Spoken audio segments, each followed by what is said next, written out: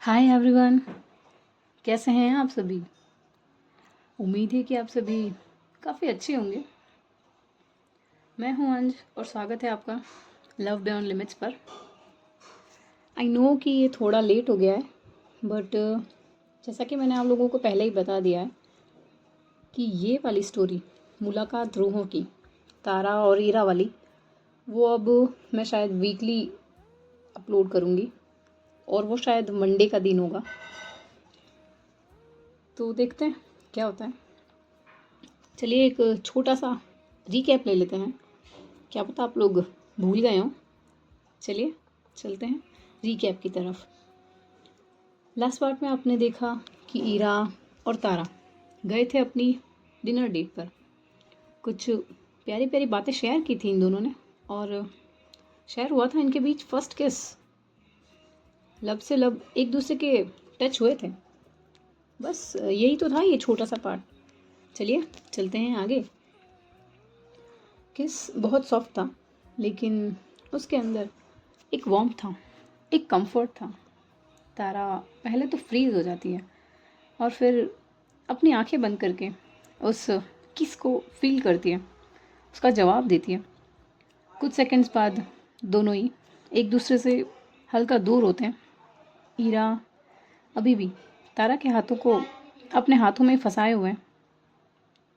तारा की आंखों में देखती है, लेकिन तारा ईरा से आई कांटेक्ट को अवॉइड करती है। वो थोड़ी सी हेजिटेट है और कुछ ही देर में ईरा की गाड़ी तारा के पीछे के पास रुकती है। तारा अपना सीट बेल्ट खोलती है और डोर का हैंडल पकड़ती है, लेकिन ईरा का एक हाथ अभी भी तारा के हाथों में फंसा हुआ है। तो वो कैसे बाहर निकलेगी। दोनों की आंखें एक दूसरे में उलझी हुई है। ईरा तारा से कहती है, तुम जानती हो ना, तुम मेरी लाइफ में एक ऐसा हिस्सा बन गई हो जिसे मैं अब कभी खोना नहीं चाहती। तारा ये सुनकर थोड़ा झुकते हुए ईरा के पास आती है और ईरा से उसके कान में कहती है, अगर ऐसा है तो आप कभी मुझे छोड़ना मत अब। ये सुनकर ईरा की उंगलियां तारा की उंगलियों में थोड़ी और कस जाती हैं।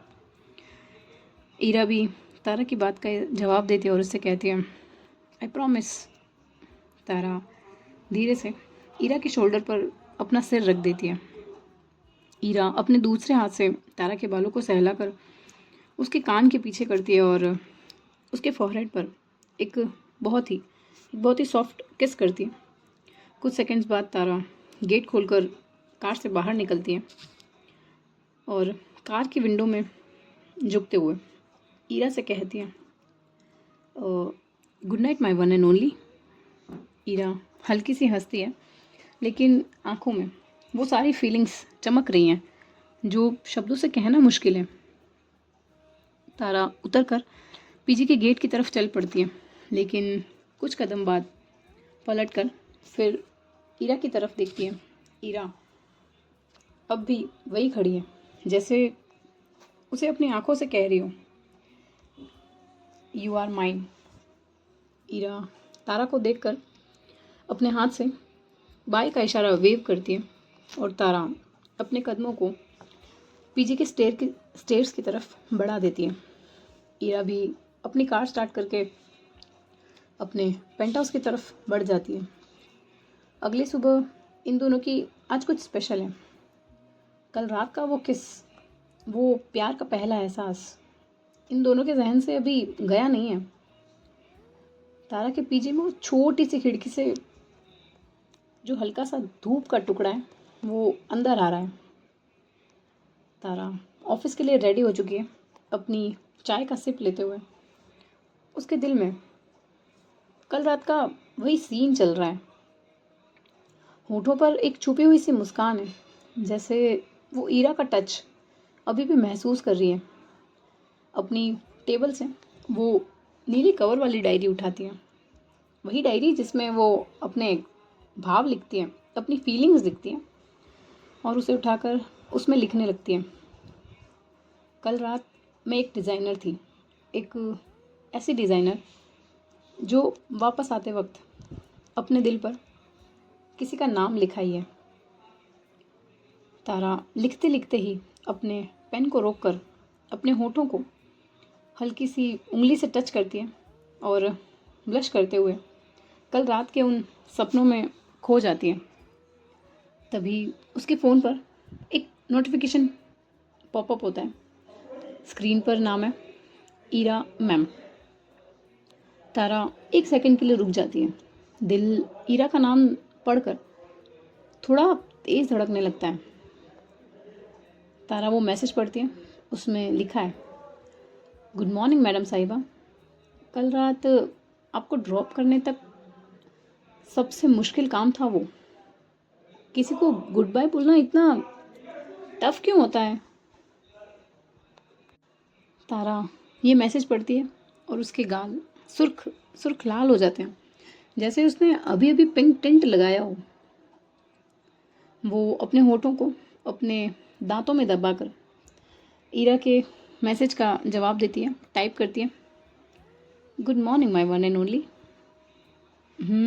मुझे भी यही लगा था कि आप बाय बोलते वक्त ऐसे देख रहे थे जैसे आपको मुझे जाने देने का मन नहीं था।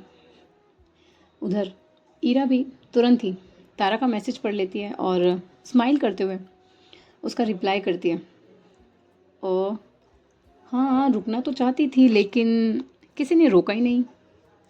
अगर कोई रोक लेता तो रात भर वहीं उसका इंतज़ार करती। ये लाइंस पढ़कर तारा के हाथ से फ़ोन लगभग गिरने ही वाला था। तारा अपने फ़ोन को संभालते हुए ईरा को रिप्लाई देती है, अभी रोकने की हिम्मत नहीं जुटा पाई हूँ। ये मैसेज पढ़कर ईरा तुरंत ही तारा को जवाब देती है, वैसे अब तुम्हें हिम्मत जुटाने की ज़रूरत नहीं है। अब मैं सिर्फ और सिर्फ तुम्हारी ईरा हूँ। तारा अपने दिल पे अपने फ़ोन को रख लेती है और मुस्कुराने लगती है, ब्लश करने लगती है कि तभी ईरा का फिर एक मैसेज आता है कि मैं लेने आऊँ मैडम साहिबा को। तारा भी मुस्कुराते हुए ईरा का जवाब देती है, नहीं, मैं ऑफिस में मिलती हूँ विद अ रेड हार्ट। ये मैसेज तारा ईरा को भेज देती है और ये दोनों कुछ ही देर में पहुँच जाते हैं अपने अपने ऑफिस। तारा अपने ऑफिस पहुँचती है। उसके दिल की धड़कन नॉर्मल से 2 गुना तेज़ है। कल रात का वो गुड बाय किस और वो हग बार बार उसके दिमाग में फ्लैश हो रहा है। तारा औरले के बाहर खड़ी होकर खुद से कहती है, एक डीप ब्रेथ लेती है और खुद से कहती है, हाँ बस नॉर्मल रहे तारा, ये ऑफिस है, कंट्रोल योर सेल्फ। और ये कहकर तारा अपने कदम अंदर की तरफ कर देती है। ईरा जो ऑलरेडी ऑफिस पहुंच चुकी है, तारा ईरा के कैबिन के सामने से गुजर रही है। थोड़ा सा चोरी चुपके उसकी तरफ नज़र डालती है कि कहीं ना कहीं से तो ईरा उसे दिख जाए, लेकिन ये ईरा का कैबिन है, बाहर की चीज़ें अंदर से दिख जाती हैं लेकिन बाहर से अंदर का कुछ नहीं दिखता। ईरा अपने कैबिन में कुछ फाइल्स चेक कर रही है। तभी एक कलीग कैबिन का गेट खोलकर ईरा के कैबिन में चला जाता है। ईरा सामने बैठी है लेकिन उसकी एक नज़र बाहर खड़ी तारा पर जाती है। दोनों के लबों पर एक प्यारी सी मुस्कान आती है, लेकिन कोई भी शब्दों का आदान प्रदान नहीं होता। ये नज़रों का मिलन तोड़ता है एक कलीग जो पीछे से तारा को आवाज़ लगाता है और ये दोनों होश में आते हैं कि ये दोनों फ़िलहाल ऑफिस में हैं। इन दोनों का ये आई कांटेक्ट ब्रेक हो जाता है। तारा अपनी डेस्क पर जाकर बैठती है और सोचती है, तारा कंट्रोल कर यार, ये ईरा को देखते ही क्या हो जाता है तुझे? ये ऑफिस है यार, कंट्रोल योर सेल्फ। ये कहते हुए तारा अपने ही सर पर एक टैप करती है, एक टपली सी मारती है और कुछ देर ये दोनों अपने काम में बिजी रहते हैं। और तारा कुछ देर बाद कुछ फाइल्स का रिव्यू दिखाने के लिए ईरा के कैबिन के बाहर जाकर खड़ी हो जाती है। अपने उस नर्वसनेस को थोड़ा कम कर रही है, एक डीप ब्रेथ ले रही है। तारा अभी बाहर ही खड़ी है, ना ही उसने कोई नॉक किया है और ना ही कोई आवाज़। कि तभी कैबिन के अंदर से आवाज़ आती है, तारा कम इन। तारा थोड़ी सी हक्की बक्की रह जाती है, मन में सोचती है कि यार ये क्या है। बिहेव तारा बिहेव। तारा उस कैबिन का हैंडल घुमाकर ईरा के कैबिन के अंदर आती है। ईरा के हाथों में फाइल्स हैं, लेकिन उसकी नज़रें तारा पर हैं। इन दोनों की नज़रें मिलती हैं। एक पल के लिए बस दोनों चुप। कैबिन की ये खामोशी इन दोनों के दिलों की धड़कनों से भर गई है। इतने तेज़ धड़क रहे हैं ये दो दिल। ईरा बहुत ही सॉफ्ट टोन में तारा से कहती है, गुड मॉर्निंग मैडम साहिबा। तारा भी हल्की सी मुस्कान देती है और ईरा से कहती है, good morning Ira ma'am. Ira के होठों पर ये ईरा मैम सुनकर एक हंसी आ जाती है और वो ईरा से कहती है, मैम अभी तक मैम से ईरा नहीं हुई हूँ क्या? ये सुनकर तारा थोड़ा सा नर्वस हो जाती है। उसकी आंखें झुकी हुई है। वो ईरा की इस बात का जवाब देती है और उससे कहती है, मैम ये ऑफिस है ना, यहाँ आप मेरी बॉस हैं। ईरा अपनी चेयर से उठकर तारा के थोड़ा करीब जाती है, इतना करीब कि तारा के हाथों में पकड़ी हुई वो फाइल का कोना उसके हाथ को टच कर लेता है। और ईरा बहुत ही सॉफ्ट वॉइस में तारा से कहती है, कल रात जो भी था वो सब सच था तारा, और ऑफिस बस एक वजह है अपनी फीलिंग्स को छुपाने की। लेकिन तुम्हारी तरफ देखते ही मुझे तुमसे दूर नहीं रहा जाता। ये सुनकर तारा की सांसें रुक सी गई थी। वो सिर्फ और सिर्फ ईरा की आंखों में देख रही है, कुछ बोल नहीं पाती। कुछ सेकंड के इस इंटेंस आई कांटेक्ट के बाद तारा ईरा से कहती है, ईरा अगर कोई आ गया तो? ईरा थोड़ा सा स्माइल करते हुए तारा की इस नर्वसनेस को भांप जाती है और उससे कहती है, मैडम साहिबा आप उसकी फ़िक्र मत करिए, ये मेरा कैबिन है, यहाँ मेरी परमिशन के बिना कोई नहीं आ सकता। और वैसे भी इट्स ऑफिस टाइम, सो तुम मुझे फाइल्स का रिव्यू दिखाने आई हो ना, it's a non casual meeting. ये कहते हुए ईरा थोड़ा झुककर तारा के कानों में विस्पर करती है और उससे कहती है, और यू नो ना, तुम मेरी लाइफ की सबसे इम्पोर्टेंट मीटिंग हो। और ये आंखों से आंखों का मिलन थोड़ा और गहरा हो चुका है, थोड़ा और डीप हो चुका है। दोनों के बीच बस खामोशी है। ईरा थोड़ा पीछे हटते हुए तारा के हाथों से वो फाइल ले लेती है। तारा के होठों पर एक हल्की सी मुस्कान आ जाती है, जैसे ये दोनों जानते हैं कि इनके बीच अब सब कुछ बदल चुका है। अपनी फाइल्स और दिलों को रिव्यू कर लेने के बाद कुछ देर ये दोनों यूं ही बातें करते हैं और थोड़ी देर में तारा ईरा के कैबिन से फाइल्स लेकर बाहर निकल जाती है, अपनी डेस्क की तरफ बढ़ जाती है। उसका दिल अभी भी फास्ट बीट कर रहा है। कुछ अपने ही ख्यालों में खोई हुई वो कॉरिडोर में धीरे धीरे अपने कदमों से चल रही है। सुबह का वक्त है और कॉरिडोर में इस वक्त ज़्यादा लोग नहीं हैं, सब अपने अपने काम में बिजी हैं। ईरा भी अपने कैबिन से निकलकर तारा के पीछे पीछे कॉरिडोर में चल रही है, लेकिन तारा को इसकी भनक नहीं है। अचानक ईरा हल्की सी स्पीड बढ़ाकर तारा के पास पहुंचती है और एक साइड कॉर्नर वॉल के पास उसे रोककर दीवार से लगा देती है और अपने आप को तारा के आगे ब्लॉक पोजीशन में खड़ा कर देती है। तारा अचानक ईरा को यूँ देखकर घबरा जाती है। ईरा आप कोई देख लेगा। ईरा अपनी आंखों को सीधा तारा की आंखों में डालकर उससे कहती है, देख ले तो, मुझे क्या फ़र्क पड़ता है। तारा ये सुनकर अपनी नज़रें झुका लेती है। उसके होंठों पर एक हल्की सी मुस्कान आ जाती है और तारा ईरा से उन झुकी हुई नज़रों से ही कहती है, और फ़र्क पड़ता है मुझे, ये ऑफिस है और ऑफिस में ये ऐसे नहीं, मैं नहीं चाहती कि आपके बारे में कोई भी कुछ सोचे। ईरा अपने सर को झुकाकर तारा के चेहरे पर करीब लाते हुए उसके कानों में कुछ फुसफुसाती है और उससे कहती है, तुम्हें सच बताऊं, कल रात से सिर्फ तुम्हारी तस्वीर घूम रही है मेरे दिमाग में। मैं अब और प्रिटेंड नहीं कर सकती। ये सुनकर तारा का दिल ज़ोर से धड़कने लगता है, उसकी सांसें बढ़ जाती है। ईरा अपना एक हाथ तारा के हाथ पर रख देती है जहाँ उसने वो फाइल्स पकड़ी हुई है। उनकी उंगलियां हल्की सी इंटरलॉक हो जाती हैं। तारा अपनी उस थोड़ी सी कँपकपाती हुई आवाज़ में ही ईरा से कहती है, ईरा, ये ऑफिस है, आपको पता है ना।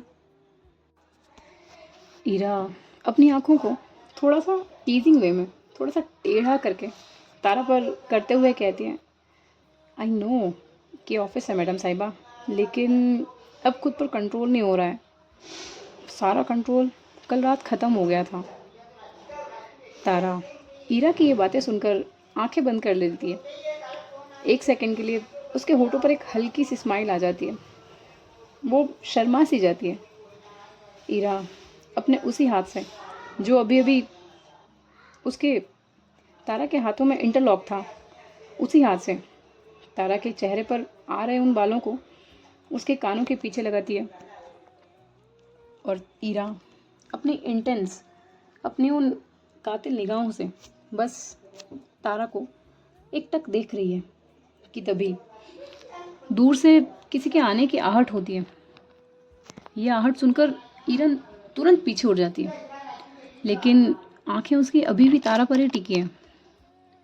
ईरा वहाँ से जाते जाते तारा से कहती है, शाम को ऑफिस के टेरेस पर इंतज़ार करूँगी।